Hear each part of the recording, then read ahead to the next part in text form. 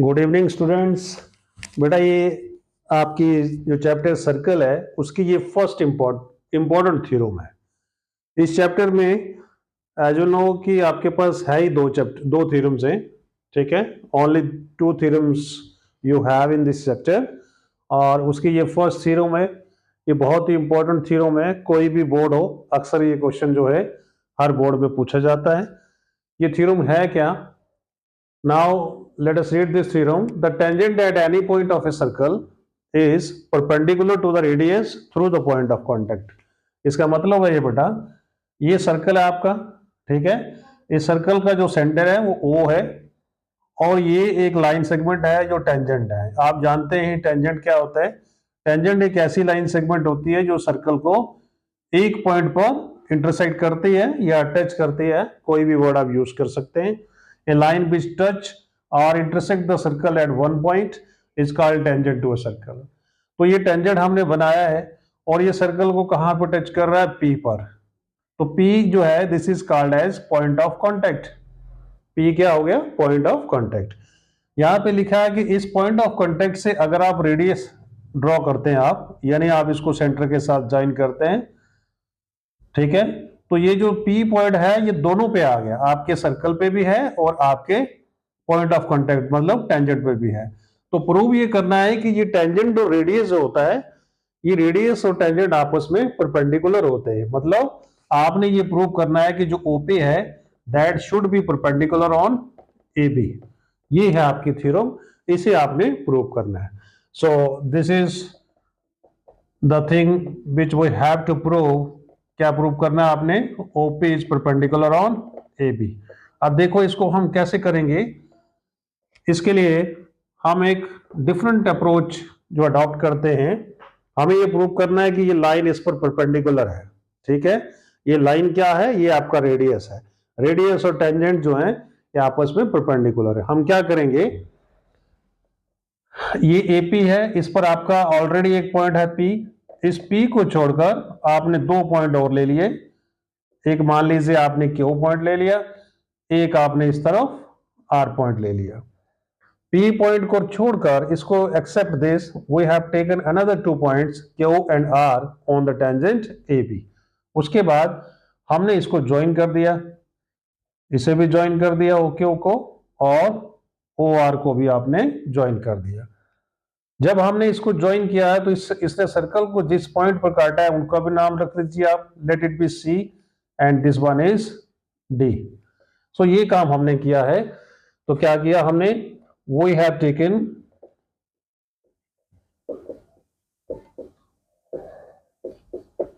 To points, एक point है Q और दूसरा है R। ये दोनों पॉइंट किस पर हैं? AB पर, अदर देन P को छोड़कर। और ये जो पॉइंट्स अपने ज्वाइन किए हैं ये क्या कर रहे हैं? इंटरसेक्ट कर रहे हैं किसको? सर्कल को। विच intersect the circle eight C and D। Clear हो गया बेटा? ये जो हमने इनको ज्वाइन किया, दो पॉइंट लिए Q एंड R, आपने दो पॉइंट लिए Q एंड R AB के ऊपर और उसको सेंटर के साथ ज्वाइन कर दिया। सेंटर से ज्वाइन करने पर ये सर्कल को इंटरसेक्ट कर रहा है C और D पर। यहां तक तो कोई डाउट नहीं होगा बेटा, आपको क्लियर होगा। अब आप देखिए यहां पर, ये देखिए आप O से लेके Q तक जो है इट इज, आप सोचिए कि यह OC से इक्वल है, लेस देन है या ग्रेटर देन है? ऑब्वियसली क्लियर है कि ये OC से ग्रेटर है। OQ जो लाइन सेगमेंट है, OQ लाइन सेगमेंट OC से क्या है? ग्रेटर है। इसी तरह से जो OR है वो भी ग्रेटर है किससे? OD से। नाउ आप देखिए आपका OC क्या चीज है? रेडियस, ठीक है, और OP क्या है? वो भी रेडियस, और OD क्या है? वो भी रेडियस। आपको मालूम है सर्कल के जितने भी रेडियस होते हैं, रेडियाई होते हैं, सब इक्वल होते हैं। So we can say OC equal to OP, क्योंकि ये बोथ आर रेडियाई, ठीक है, both are the radii of a same circle. It means OQ is greater than, अगर OC की ग्रेटर देन है और OC और OP दोनों इक्वल हैं, इट मींस ये OP से भी ग्रेटर होगा। सो OQ जो लाइन है वो किससे ग्रेटर होगी? OP से। आप इसको इक्वेशन नंबर 1 कंसीडर कर लें बेटा। अब चलते हैं दूसरी तरफ राइट साइड में। यहां पर जो OR है that is greater then OD।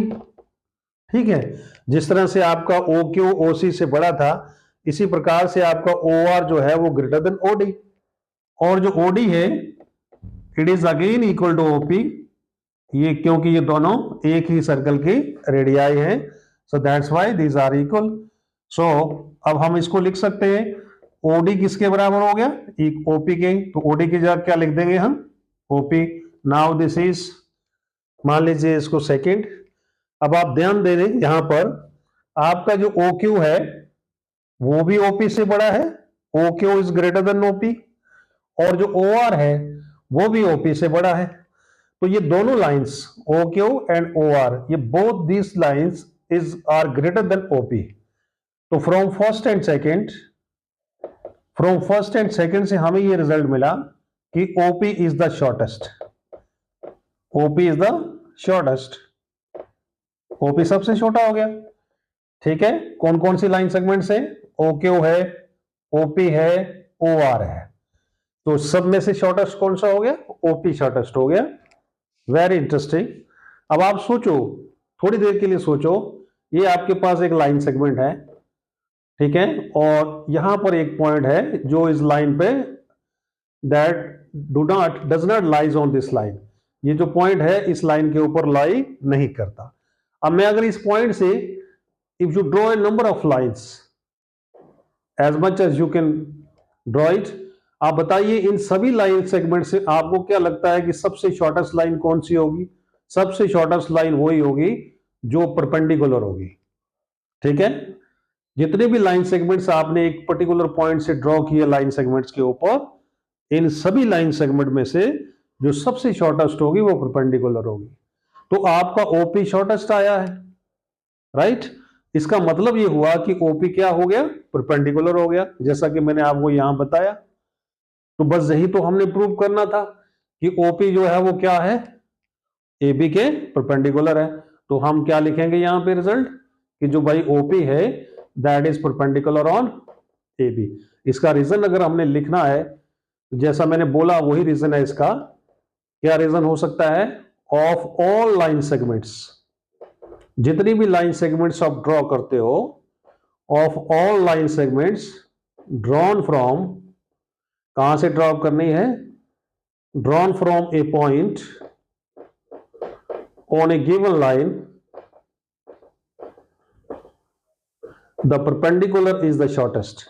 इन सभी लाइन में से जो परपेंडिकुलर लाइन होगी वही सबसे शॉर्टेस्ट होगी, और हम यहां पर ऑलरेडी प्रूव कर चुके हैं कि OP शॉर्टेस्ट है, hence OP is the perpendicular on AB।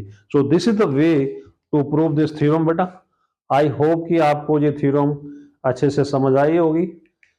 अगर आपको ये थ्योरम इंटरेस्टिंग लगी है, समझ आया है, सो देन मैं आपसे रिक्वेस्ट करूंगा कि आप प्लीज चैनल को सब्सक्राइब कर दीजिए अगर आपने नहीं किया अभी तक, और अपने दोस्तों के साथ शेयर कीजिए।